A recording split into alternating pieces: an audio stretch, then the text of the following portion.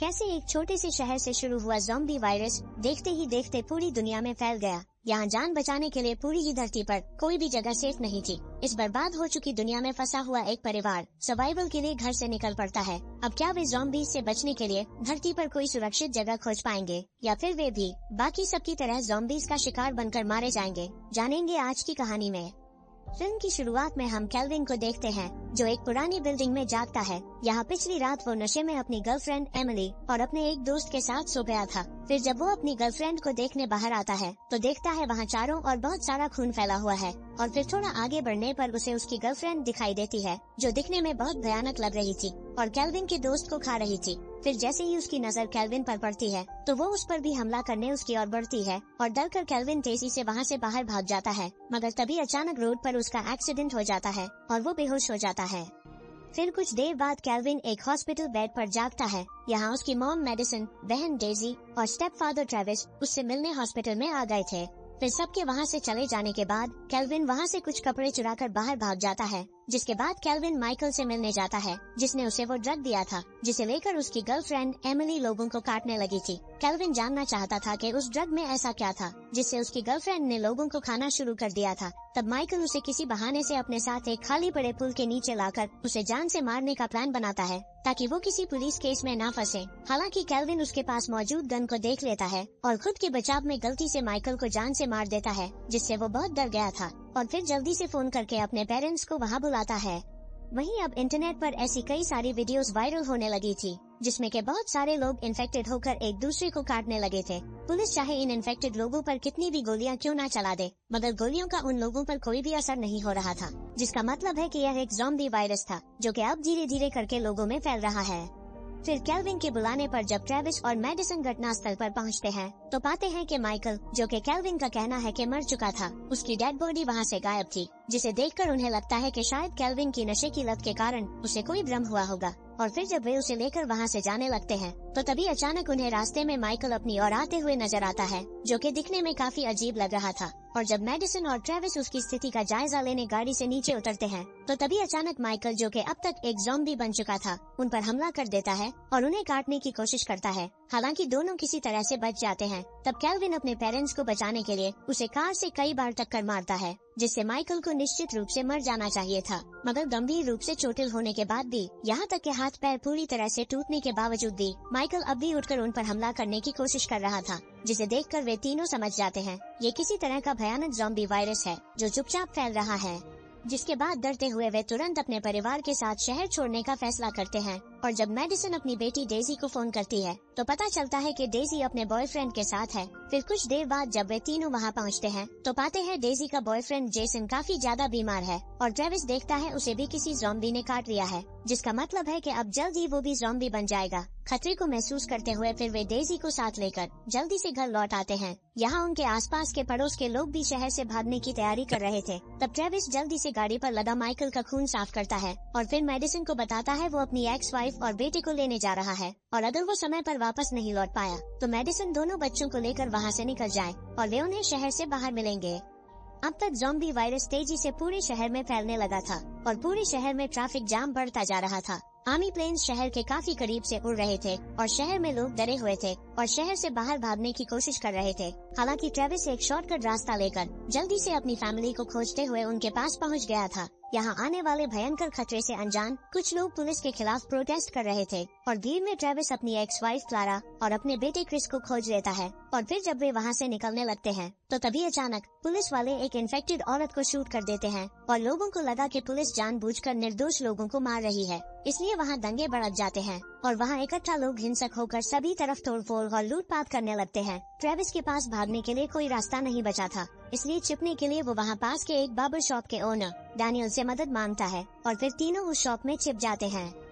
रात होने तक बाहर के हालात काफी ज्यादा बिगड़ गए थे और कई सारे लोगों ने आसपास की दुकानों पर हमला करके इन्हें लूटना शुरू कर दिया था और जो दुकानें अंदर से बंद थी इन्हें आग लगाना शुरू कर दिया था। इसलिए डर के कारण बचने के लिए वे सब मिलकर वहाँ से निकलने का फैसला करते हैं। मगर फिर जैसे ही डैनियल अपनी शॉप का दरवाजा खोलता है तो काफी सारे लोग लूटपाट के इरादे से अंदर घुस आते हैं। हालांकि कोई उन्हें नुकसान नहीं पहुंचाता क्योंकि लोगों का ध्यान दुकान को लूटने पर था। इसलिए मौका पाकर फिर जैसे ही वे लोग बाहर आते हैं तो देखते हैं उनमें से भी अब कई सारे लोगों ने ज़ॉम्बीज़ बनकर एक दूसरे को बुरी तरह से काटना शुरू कर दिया है। इसलिए ट्रेविस अपनी फैमिली को लेकर जल्दी से वहाँ से निकलने लगता है तो उनके पीछे पीछे डैनियल भी अपनी पत्नी और बेटी के साथ आगे बढ़ रहा था। वहीं इस उथल पुथल के बीच आगे बढ़ते हुए अचानक एक बोर्ड डैनियल की पत्नी के पैर पर गिर जाता है। इसलिए सब लोग मिलकर उसे वहाँ से निकालते हैं और फिर सभी ट्रेविस की कार में बैठकर वहाँ से भागने लगते हैं। यहाँ रास्ते में जाते हुए वे देख पा रहे थे कि पूरे शहर में दंगे भड़के हुए हैं और गुजरते वक्त के साथ संक्रमित लोगों की संख्या बढ़ती जा रही है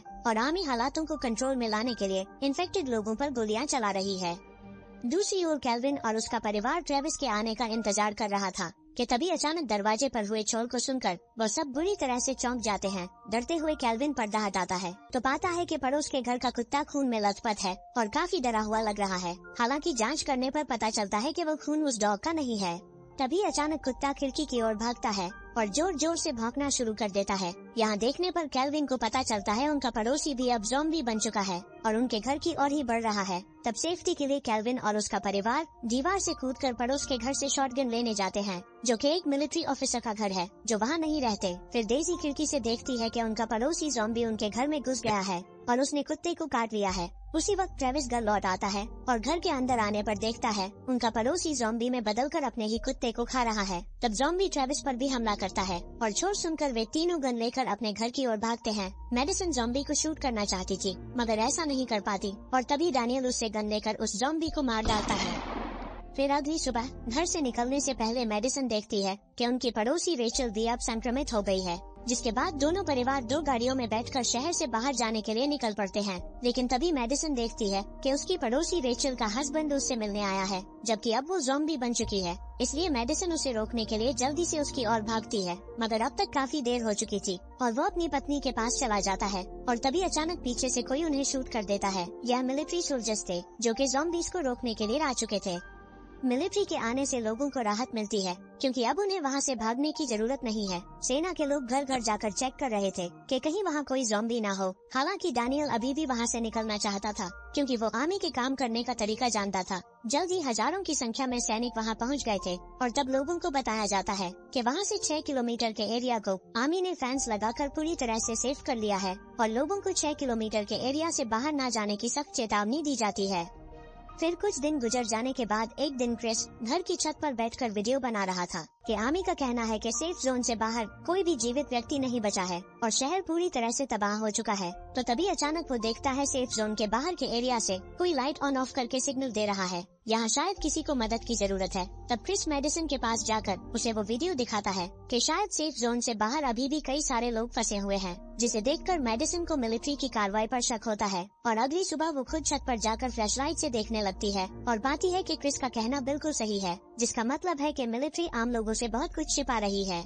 इसलिए अब वो खुद सेफ जोन से बाहर जाकर देखने का फैसला करती है। फिर वो किसी तरह से सेना से बचते हुए भागकर एक फेंस को काटकर बाहर निकल आती है। यहाँ उजाड़ हो चुकी सड़कों पर दूर दूर तक सिर्फ लाशें ही लाशें बिखरी पड़ी थीं, जिन्हें के मिलिट्री ने मार डाला था। यहाँ मरे पड़े कई सारे लोगों के शरीर पर तो किसी ज़ॉम्बी के काटने का निशान भी नहीं था, बल्कि वे तो गोलियों से मारे गए थे, जिसका मतलब है कि मिलिट्री ने कई सारे बेगुनाह लोगों को भी मार दिया था। मेडिसन ये सब देख ही रही थी कि तभी वो पाती है कि आर्मी की गाड़ियाँ उसकी तरफ आ रही हैं। इसलिए वो जल्दी से एक गाड़ी के नीचे छिपकर खुद को बचाती है, जिसके बाद वो घर आकर डैनियल को सब कुछ बताती है कि मिलिट्री की बातों पर भरोसा नहीं किया जा सकता क्योंकि वे हमसे बहुत कुछ छिपा रहे हैं।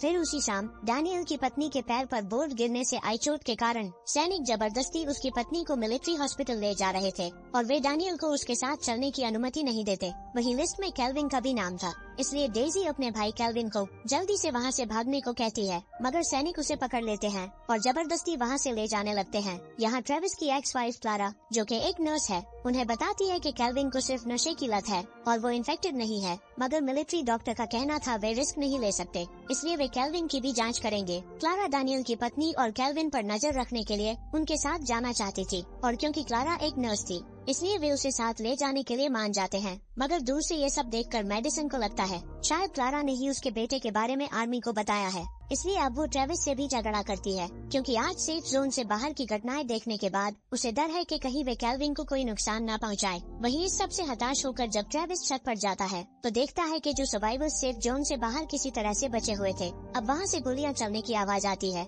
जिसका मतलब है कि आर्मी ने उन्हें भी मार दिया है। जिसे देखकर अब वो भी समझ जाता है कि आर्मी पर भरोसा नहीं किया जा सकता। वहीं मिलिट्री हॉस्पिटल में क्लारा अब कई दिनों से बीमारों की मदद कर रही थी, मगर उस दिन के बाद से उसने डैनियल की पत्नी और केल्विन को कभी नहीं देखा था। दूसरी ओर अपनी पत्नी को बचाने के लिए डैनियल ने एक आर्मी सोल्जर को बंदी बना लिया था, जिसे कि अब वो मेडिसन को भी दिखाता है कि उसे टॉर्चर करके वे पूछ सकते हैं कि वे उसकी पत्नी और केल्विन के साथ क्या करने वाले हैं। और फिर डैनियल के टॉर्चर करने पर वो आर्मी सोल्जर बताता है कि आर्मी ने जिन लोगों पर शक था कि वो इन्फेक्टेड हो सकते हैं, सबकी जांच करने की कोशिश की थी ताकि उन्हें कोई सख्त कदम न उठाना पड़े, मगर क्योंकि अब बाहर ज़ॉम्बीज काफी ज्यादा संख्या में बढ़ चुके हैं, इसलिए अब आर्मी भी उन्हें रोक नहीं पा रही है। तो अब आर्मी ने केल्विन और डैनियल की पत्नी और उन जैसे और भी कई सारे लोगों को शहर से बाहर वाले एक बड़े स्टेडियम में इकट्ठा कर लिया है और कल सुबह 9 बजे वे शहर पर बॉम्ब गिराकर उनके साथ साथ बाकी सबको भी जान से मार देंगे और फिर सभी आर्मी सोल्जर्स शहर से निकल जाएंगे। ये सब जानकर वे समझ जाते हैं कि सुबह होने से पहले उन्हें केल्विन और डैनियल की पत्नी को स्टेडियम से बाहर निकालना होगा और फिर शहर को छोड़ना होगा। वहीं दूसरी तरफ स्टेडियम के पास अब हजारों की तादाद में ज़ॉम्बीज इकट्ठा हो गए थे, जिन्हें अब आर्मी सोल्जर्स भी रोक नहीं पा रहे थे। तभी ज़ॉम्बीज के हमले का फायदा उठाकर केल्विन और डैनियल की पत्नी को छुड़वाने के लिए वे सब स्टेडियम की अंडरग्राउंड पार्किंग में पहुंच जाते हैं। यहाँ डैनियल को पता चलता है जिस आर्मी सोल्जर को उसने कैद किया था, ट्रेविस ने उसे छोड़ दिया है, क्योंकि ट्रेविस का कहना है कि अब उन्हें उसकी जरूरत नहीं है। लेकिन ये जानकर डैनियल गुस्से में था, क्योंकि वो सोल्जर उन्हें खतरे में डाल सकता है।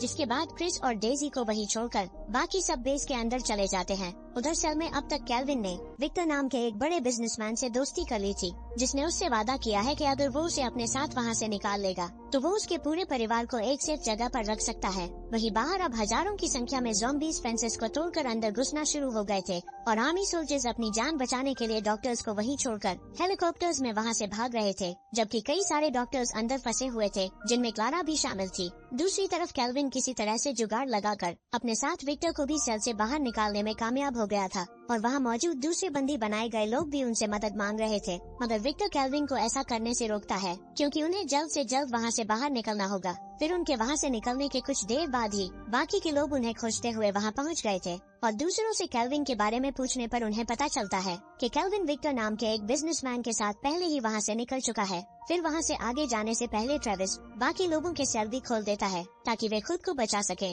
दूसरी तरफ केल्विन और विक्टर ज़ॉम्बीज से भागते हुए एक हॉल में फंस चुके थे, जिसका दरवाजा सिक्योरिटी लॉक से ही खोला जा सकता था। वहीं अब तक बहुत सारे ज़ॉम्बीज उनके काफी करीब आ चुके थे और विक्टर अपनी गन की मदद से उन्हें रोकने की कोशिश कर रहा था, मगर उसके पास ज्यादा गोलियां नहीं बची थी। केल्विन अभी भी दरवाजा खोलने की कोशिश कर रहा था कि तभी उसने ट्रेविस और अन्य लोगों को दूसरी तरफ से आते हुए देखा, मगर वे भी बाहर से बिना सिक्योरिटी कोड के दरवाजा नहीं खोल सकते थे।